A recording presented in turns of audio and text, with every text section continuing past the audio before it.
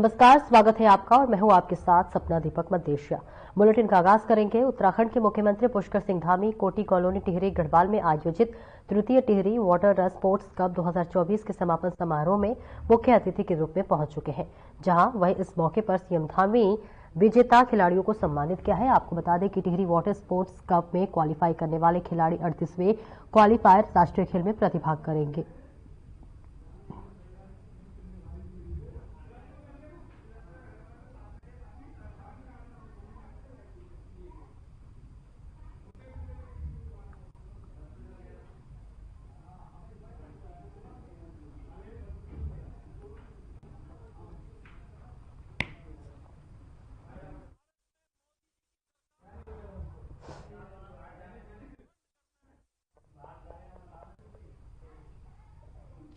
उत्तराखंड में चारधाम शीतकालीन यात्रा की शुरुआत के बाद कांग्रेस प्रदेश अध्यक्ष करण माहरा ने शीतकालीन चारधाम यात्रा पर कटाक्ष करते हुए कहा कि शीतकालीन चारधाम यात्रा 2013-14 में चलती आ रही है।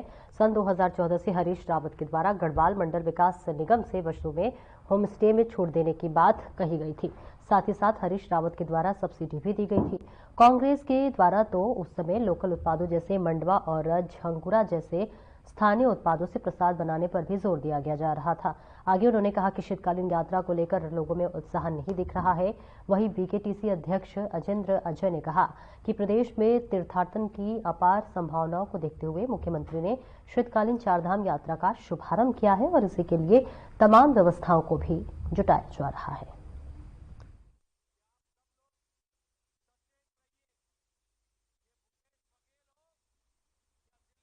कि शीतकालीन यात्रा को लेकर के हमारे प्रदेश में पूर्व में भी प्रयास हुए हैं, लेकिन पहली बार की गंभीरता के साथ में इस बार माननीय मुख्यमंत्री जी के स्तर से शीतकालीन यात्रा को प्रयास किए गए और माननीय मुख्यमंत्री जी ने स्वयं शीतकालीन यात्रा का औपचारिक शुभारंभ भी किया है। शीतकालीन यात्रा तो 2013-14 से चल रही है और इन यात्राओं में स्वेच्छा से आदमी जाता है। ऊखीमठ में भगवान केदारनाथ इस समय विराजमान है, तो वहीं बद्रीनाथ भगवान जो है जोशीमठ आ चुके हैं और यहाँ तक जाने में कभी रोक टोक नहीं रही। सन 2014 में हरीश रावत की सरकार ने दोनों जगह, चाहे वो गढ़वाल मंडल विकास निगम के प्रतिष्ठानों उनमें छूट देने की बात रही हो, बसेस चलाने का मामला रहा हो या सब्सिडी देने का मामला रहा हो,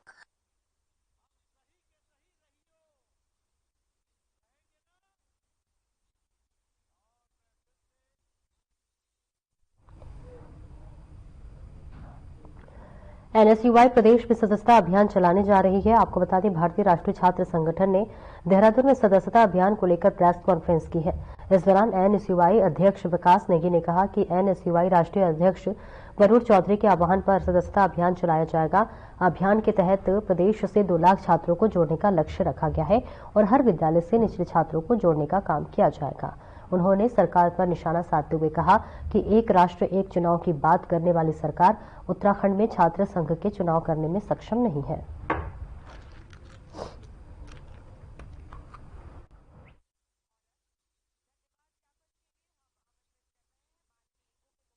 देखिए, क्राइटेरिया ये है कि हम जो 16 साल से ऊपर के जो छात्र हैं उन लोगों को 16 साल से लेकर और जो 27 साल तक के क्राइटेरिया जो एनएसयूआई का है उस एज क्राइटेरिया में हम छात्रों को जोड़ेंगे।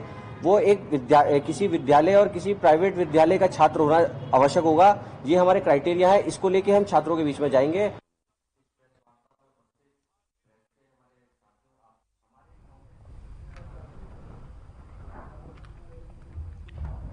हरिद्वार में परिवहन विभाग में एक दरोगा का रिश्वत लेते हुए वीडियो सोशल मीडिया पर तेजी से वायरल हो रहा है। वीडियो में दरोगा को एक राहगीर से पैसे लेते समय देखा गया है। बताया जा रहा है कि राहगीर अपने मरीज को अस्पताल ले जा रहा था और सीट बेल्ट नहीं पहनने पर दरोगा ने 4000 की रिश्वत वसूली। वहीं ये वीडियो सोशल मीडिया प्लेटफॉर्म पर साझा किया गया है, जहां पर लिखा गया है कि दरोगा ने कोई रहम नहीं दिखाया और पैसे लेकर ही मामला सुलझाया। वीडियो वायरल होने के बाद विभाग की कार्यशैली पर सवाल उठने लगे हैं। लोग आरोप लगा रहे हैं कि ये पहला मामला नहीं है जब परिवहन विभाग पर भ्रष्टाचार के आरोप लगे हों। पहले भी विभाग की कार्य प्रणाली सवालों के घेरे में रही है। आम जनता ने इस मामले में सख्त कार्रवाई की मांग की है और अब देखना यह है कि विभाग और प्रशासन इस पर क्या कदम उठाते हैं।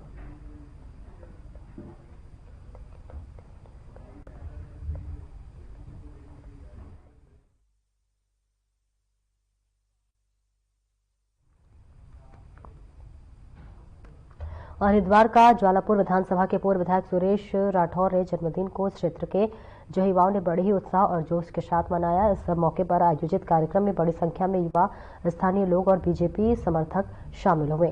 आयोजन की विशेषता ये रही कि पीएम मोदी और उत्तराखंड के सीएम पुष्कर सिंह धामी के नाम से केक काटे गए, जो बीजेपी नेतृत्व के प्रति युवाओं की आस्था और समर्थन को दर्शाता है।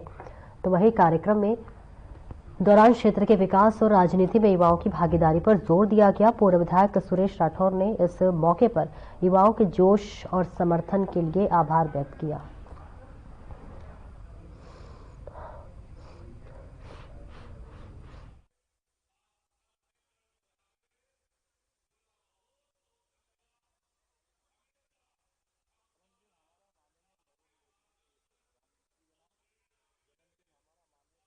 हमें उत्तराखंड के युवा मुख्यमंत्री जी के नाम, माननीय महेंद्र भट्ट जी के नाम, माननीय जगत प्रकाश नड्डा जी का, रमेश शाह जी के नाम। हमारे देश के अंदर उत्तराखंड अभी एक 24-25 साल का उत्तराखंड है, युवा मुख्यमंत्री है और उत्तराखंड को विकसित करने की दृष्टि से हमारे केंद्रीय नेतृत्व ने पुष्कर सिंह धामी को मुख्यमंत्री के रूप में प्रस्तुत किया है। जब से माननीय मुख्यमंत्री पुष्कर सिंह धामी इस सीट पर बैठे हैं, उन्होंने तेजी से काम किया। आज उत्तराखंड विकास की ओर है।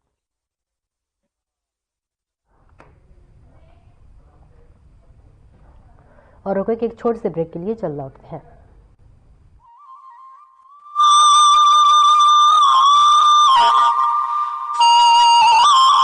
पुरखों की सांझी विरासत, ऋषि मुनियों की परंपरा और अनुकूल वातावरण से देव स्थानम उत्तराखंड को मिला है देश और दुनिया में सबसे ज्यादा मान और बनी है आयुष और वेलनेस में बेस्ट डेस्टिनेशन की पहचान।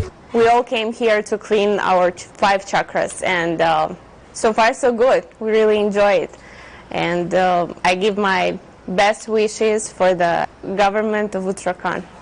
उत्तराखंड सरकार का संकल्प है कि आयुष और वेलनेस की समृद्ध प्राकृतिक और सांस्कृतिक विशेषताओं से प्रत्येक व्यक्ति को जोड़ा जाए और सर्वोत्तम सेवाएं प्रदान की जाएं। देवभूमि उत्तराखंड में 300 से ज्यादा आयुष और वेलनेस सेंटर संचालित किए जा रहे हैं, जिसमें प्राकृतिक आयुष उपचार और योग प्रदान किया जा रहा है। मेरे पाँव की हड्डी भी थोड़ी बढ़ गई थी और वो पंचकर्म भी मैंने कराया है और मेरा सारा ट्रीटमेंट यहाँ पे मुफ्त हुआ है और उसमें मुझे 90% फायदा हुआ है। राज्य में पहली बार इवनिंग ओपीडी संचालित की जा रही है, जिसमें प्रकृति परीक्षण और ऋतुचर्या के अनुसार गैर संक्रामक रोगों और गंभीर बीमारियों का उपचार किया जा रहा है। मेरे को MND था, मोटर न्यूरॉन डिजीज, जिसमें मुझे नसों में झंझनाहट होती थी और मेरा राइट हैंड वर्क नहीं कर पाता था। मैं पिछले 20 दिनों से यहाँ पर मात्रावस्थी और मरम चिकित्सा ले रहा हूँ, जिससे मुझे 50 से 60% रिमूव हो पा रहा है, आराम मिल पा रहा है। प्रधानमंत्री नरेंद्र मोदी के आह्वान पर इंटरनेशनल योगा डे का उत्तराखंड में सफल संचालन होता है। उत्तराखंड सरकार डिजिटल कार्यक्रम आयुर्वाणी और आयु तरंगिनी मैगजीन के माध्यम से योग और आयुष से जुड़ी जानकारी जनता के बीच पहुंचा रही है। मुख्यमंत्री पुष्कर सिंह धामी के संकल्प से आयुष और वेलनेस में निवेश के द्वार खुले हैं। सांझी विरासत को संजो रही है उत्तराखंड सरकार। आयुष और वेलनेस है स्वस्थ जीवन शैली के आधार।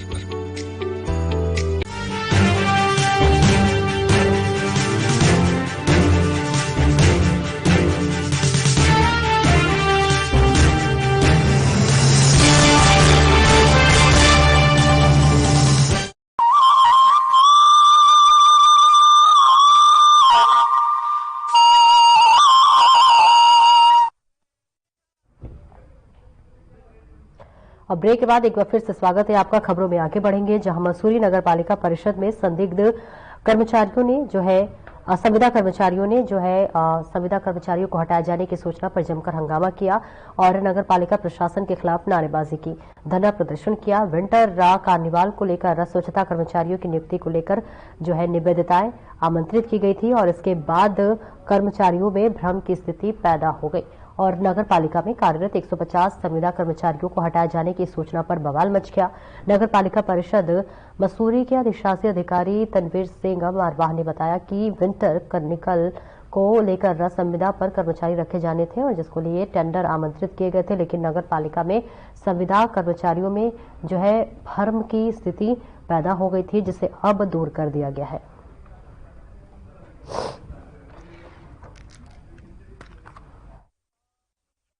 हम नगर पालिका के द्वारा आउटसोर्सिंग का एक टेंडर निकाला गया था। अब चूंकि यहाँ पर कभी आउटसोर्सिंग के टेंडर निकला ही नहीं है मसूरी में, समस्त प्रदेश की सभी नगर पालिकाओं में जो मैन पावर है उसको शहरी विकास विभाग के जीओ में जो आउटसोर्स के पद है उनके लिए एक आउटसोर्सिंग एजेंसी का चयन किया जाता है।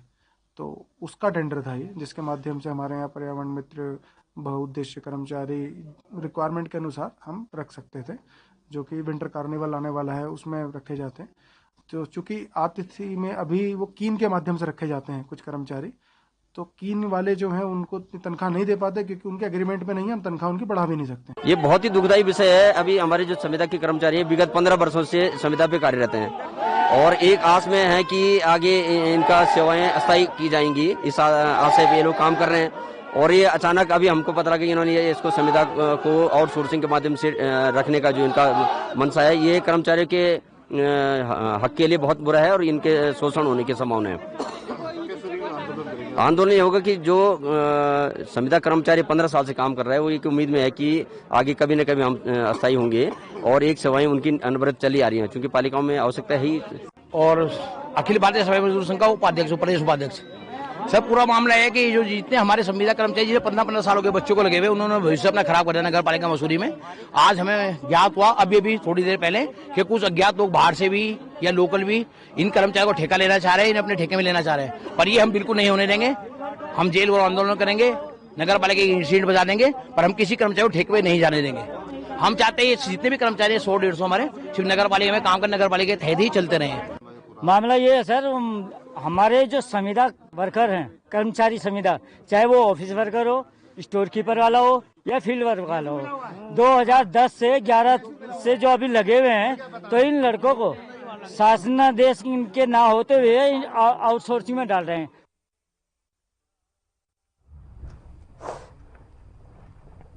और वहीं गैरसर ब्लॉक के सीमांत गांव बेनपाली में शुक्रवार को आयोजित बहुउद्देश्य शिविर में मुख्य विकास अधिकारी नंदना कुमार ने स्थानीय लोगों को समस्याएं सुनी। शिविर में ग्रामीणों की 45 समस्याओं और शिकायतों से अधिकांश मौके पर निस्तारण किया गया। वहीं शिविर में 275 में से अधिक लोगों को निःशुल्क स्वास्थ्य जांच के साथ ही मौके पर 3 दिव्यांग प्रमाण पत्र भी बनाए गए, जहां पर विभागीय स्टॉल के माध्यम से विधिक प्रमाण पत्र मौके पर जारी करने के साथ ही सरकार की जन कल्याणकारी योजनाओं की जानकारी दी गई और स्थानीय जनता को लाभान्वित किया गया।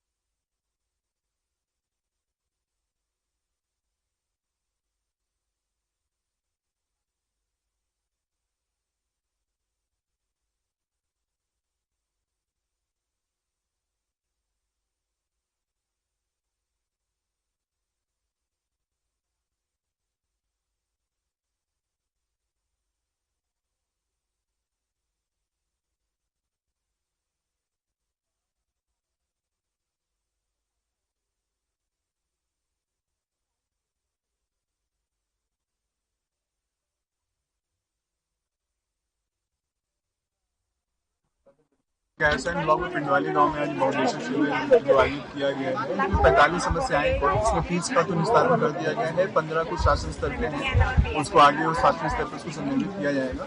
साथ ही यहाँ पे स्वास्थ्य शिविर भी लगाए गए हैं, जिसमें 100 से अधिक लोगों ने ओपीडी करवाए गए। यहाँ पे दिव्यांग प्रमाण पत्र भी बनाए गए और जो अधिकारी आए उनको यही कहा गया है कि जितनी समस्याएं हैं उसको।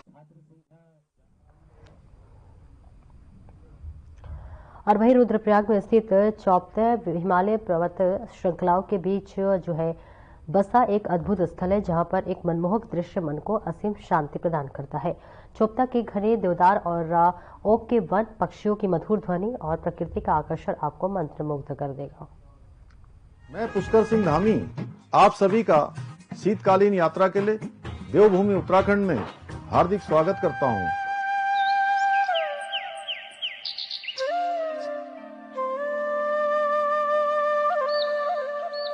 चोपता प्रकृति की गोद में बसा उत्तराखंड का मिनी स्विट्जरलैंड। हिमालय की सुरम्य वादियों में स्थित इस स्थान का हर दृश्य आपकी आत्मा को सुकून और मन को मंत्र मुग्ध कर देगा। यहीं से शुरू होता है तुंगनाथ और चंद्रशिला का रोमांचक ट्रैक, जो सर्दियों में बर्फ की चादर ओढ़ लेता है। यह ट्रैक न केवल साहसिक गतिविधियों के लिए उपयुक्त है, बल्कि आपको हिमालय के अद्भुत सौंदर्य का अनुभव भी कराता है। चोपता का क्षेत्र घने देवदार और ओक के जंगलों से भरा हुआ है, जहां पक्षियों की मधुर ध्वनि और प्रकृति की शांति आपकी आत्मा को सुकून देती है। सर्दियों में बर्फ से ढकी इन वादियों का नजारा किसी स्वप्न से कम नहीं लगता। यहाँ आप केवल प्राकृतिक सुंदरता का ही नहीं, बल्कि स्थानीय खान पान, संस्कृति और उत्तराखंड के गर्मजोशी से भरपूर आतिथ्य का भी आनंद ले सकते हैं।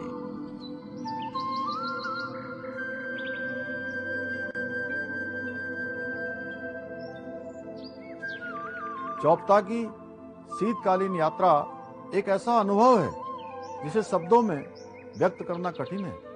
यहाँ की शांति, अद्वितीय प्राकृतिक सौंदर्य और दिव्यता आपको जीवन भर याद रहेगी। तो इस शीतकाल आइए चोपता और देवभूमि उत्तराखंड का हिस्सा बने। आपका हार्दिक स्वागत। रुकेंगे छोटे से ब्रेक के लिए, जल्द लौटते हैं।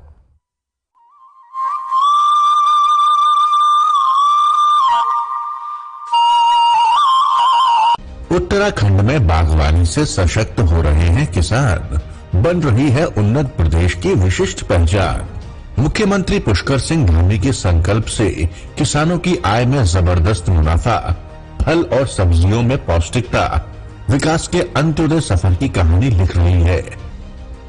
मुख्यमंत्री एकीकृत बागवानी विकास योजना के तहत किसानों को समृद्ध बनाने के लिए कोल्ड स्टोरेज पर 50% सब्सिडी अथवा 7,50,000 रुपए तक और रेफ्रिजरेटर वैन पर 50% सब्सिडी अथवा 13 लाख रुपए तक दिए जा रहे हैं। साथ ही फल, सब्जियां, पुष्प और मसालों के पौधे और बीज 50% सब्सिडी पर किसानों को प्रदान किए जा रहे हैं। मुख्यमंत्री एकीकृत बागवानी योजना के तहत हमें सब्जी और बीज उपलब्ध कराए जाते हैं, जिससे कि हमें समय समय पर उद्यान विभाग के द्वारा विभिन्न प्रकार के कीटनाशक दवाइयां भी उपलब्ध कराई जाती हैं और महिलाओं का एक आजीविका को लेकर एक नया ही उत्साह उत्पन्न हुआ है।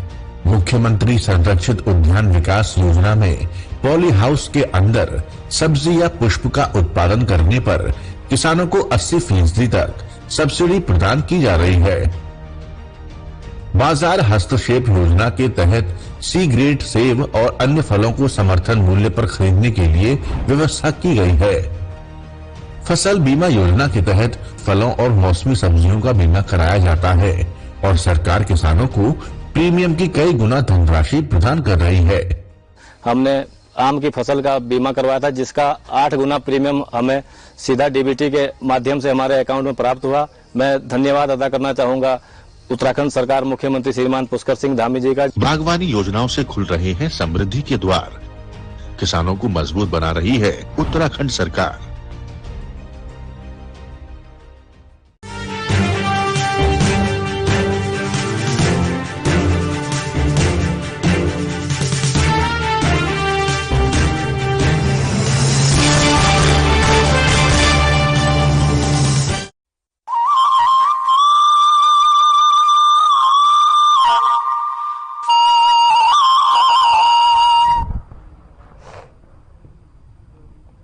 ब्रेक के बाद एक बार फिर से स्वागत है आपका। खबरों में बढ़ेंगे आगे, जहां पर उत्तराखंड में जल्द ही निकाय चुनाव होने वाले हैं। चुनाव को लेकर निर्वाचन आयोग और सरकार की ओर से सभी तैयारियों को अंतिम रूप दे दिया जा रहा है और वहीं राजभवन से ओबीसी आरक्षण के अध्यादेश को मंजूरी मिल जाने के बाद अब प्रदेश में सभी राजनीतिक दल और संभावित प्रत्याशी तैयारी में जुट गए हैं। वहीं प्रदेश के कैबिनेट मंत्री सौरभ बहुगुणा ने निकाय चुनाव पर कहा है कि हमारी पूरी तैयारी है।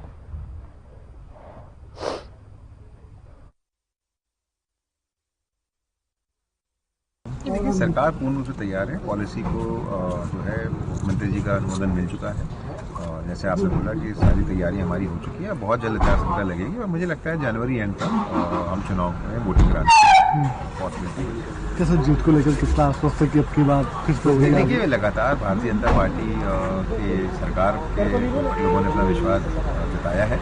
आपने देखा भी महाराष्ट्र का चुनाव हुआ, हरियाणा का चुनाव हुआ, लगातार भारतीय जनता पार्टी के पक्ष में लोगों ने वोट दिया और उत्तराखंड की भी देवतुल्य जनता भारतीय जनता पार्टी के साथ केदारनाथ की जीत ने हमको बहुत बड़ा इम्पेटस दिया है और मुझे पूर्ण उम्मीद है कि जब भी निकाय के चुनाव होंगे, चाहे वो नगर निगमों के हों, भारतीय जनता पार्टी के प्रत्याशी ही जीतेंगे।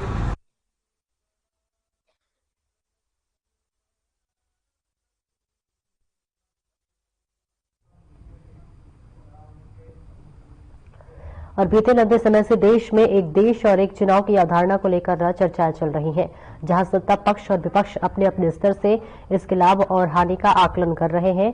वहीं उत्तराखंड में भी एक देश एक चुनाव की परिकल्पना को लेकर सत्ता पक्ष और विपक्ष की ओर से प्रतिक्रिया दी जा रही है। आपको बता दें कि प्रदेश के कैबिनेट मंत्री प्रेमचंद अग्रवाल ने एक देश एक चुनाव की अवधारणा को काफी सकारात्मक बताया और कहा कि यह प्रधानमंत्री नरेंद्र मोदी की सोच है। वहीं प्रदेश कांग्रेस अध्यक्ष करण महारा ने इसको कहा कि देखने और बोलने और सुनने में यह अच्छा शब्द है, लेकिन क्या सरकारें इसके लिए तैयार है?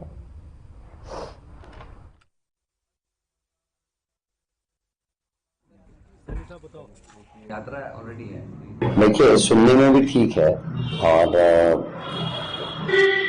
अच्छा भी है, लेकिन क्या हमारा मैकेनिज्म उसके लिए तैयार है? सरकारों को चीजें मंजूर करने में कोई दिक्कत नहीं है, लेकिन सरकारों को ये भी बताना चाहिए कि हम मानसिक रूप से या फिजिकली हम लोग उसके लिए तैयार हैं। उत्तराखंड राज्य का उदाहरण लीजिए, यहाँ हरिद्वार में पंचायत चुनाव अलग होता है, बाकी प्रदेश में अलग होता है। हम एक पंचायत के चुनाव को एक नहीं कर पा रहे, हम छात्र संघ के चुनाव नहीं करा पा रहे, हम कोऑपरेटिव के चुनाव डिक्लेयर करने के बाद उनको पीछे कर रहे हैं। निकाय और पंचायतों का आप देख ही रहे हो। और नवाचारिणी का आवश्यकता भी लगती है। जिस प्रकार से एक देश एक चुनाव यदि होगा तो निश्चित रूप से पूरे देश भर में एक रूपता भी कहीं आएगी और साथ में जो चुनावी खर्चे हैं, साथ में जो आचार संहिताओं की जो समस्याएं हैं, विकास कार्य जो प्रभावित होते हैं, तो मैं समझता हूँ ये अति आवश्यक है। 1967 से पहले से एक रूपता थी। एक देश एक चुनाव के माध्यम से पूरे देश भर में चुनाव होते थे, लेकिन जिस प्रकार से 67 के बाद इसमें एक रूपता खत्म हुई और तब से लेके आप ये भी जान सकते हैं कि आज लोकसभा का चुनाव है, फिर विधानसभा का चुनाव है। फिलहाल इस बुलेटिन में इतना ही। दीजिए इजाजत। नमस्कार।